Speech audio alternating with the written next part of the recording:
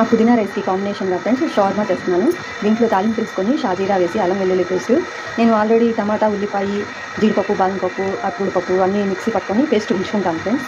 అంటే ఆ పప్పులు పేస్ట్ ఉంచుకుంటాను. ఈ టమాటా, ఉల్లిపాయ మాత్రం ఎప్పటికప్పుడు పేస్ట్ చేసేస్తాను. ఇవన్నీ వేసేసి గరం మసాలా, చాట్ మసాలా వేసి ఇలా చేశాను. ఇది కొంచెం మగ్గిన తర్వాత దాంట్లో కాంబినేషన్ బాగుంటుంది. దీంట్లో కొంచెం నిమ్మరసం, ఉప్పు, కారం యాడ్ చేసుకోవాలి. కారం యాడ్ చేసుకుంటే చాలా టేస్టీగా ఉంటుంది. ఎందుకంటే కొంతమంది దీంట్లో కారం కాకుండా మిరియాల పొడి వేస్తారు. అది అంతగా టేస్ట్ ఉండదు.